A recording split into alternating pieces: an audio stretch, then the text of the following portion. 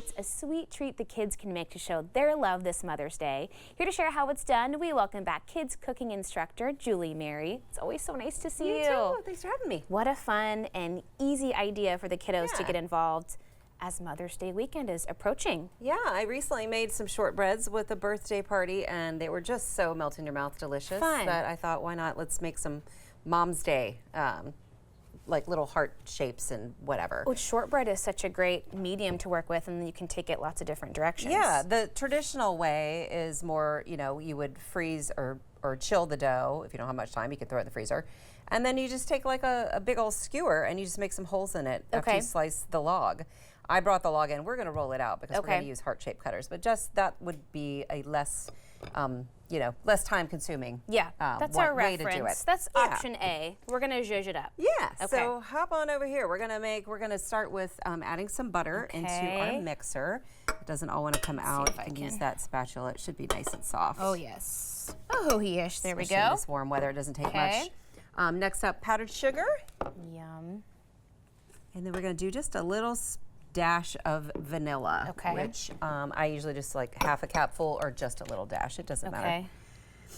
Perfect. There we go. Okay, I'm going to turn this on. We're just going to get this a little bit mixed. We might need to scrape it, and then we'll add our flour and a pinch of salt, and that is it. Shortbread has no eggs. Yeah. Like, it's just a real simple recipe. That's so nice. You just have this stuff on hand in the pantry.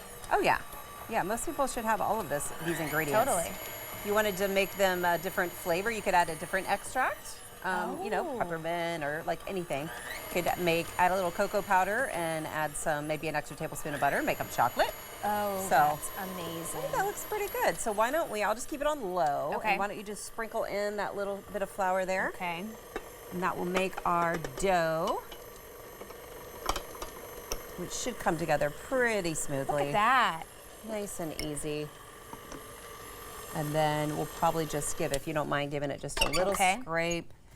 You've got that awesome fancy mixer that we all should have at home. Gosh, that makes it easy. I know, the second I walked in the door, I've had like 5 comments on my mixer. We're all very like, jealous of the mixer here. Yeah. Okay. Awesome. Okay. Back to this, just get a little more mix. I just want everybody to see kind of what it looks like. Sometimes it can be a little powdery, doesn't always come together right away. So what I did earlier is I just used my hands and helped smoosh it all together. Once you start smooshing it, now I'm getting myself dirty, not you. It should all just come into a ball, and then you do want to refrigerate it. So there we go. There. I'm nice and messy now.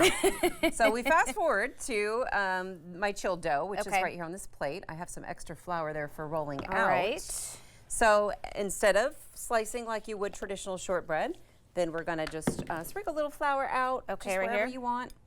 We'll roll out this little guy, and maybe roll your rolling pin in a little flour too, just to get it a little more non-stick. A little messy. One little tip I try to tell the kids when I'm having them roll out dough is to not roll back, and they always want it just as fast as they can. Yeah. But if you roll out and lift off each different directions, it's not going to stick as bad. Okay. Just so a little and it tip. kind of evens out easier too, right? Yeah. Especially if you're trying to do a circle like pizza dough or something, or pie crust that you want to circle, you want to start middle and just kind of go all the way around. Okay. I can do this. Yeah, you got that. You're natural. I think that probably looks good. You don't want to go too thin because you do want a little bit of chew to your shortbread. I like it. The smaller ones get a little crispier. The bigger ones are a little softer. So there you go.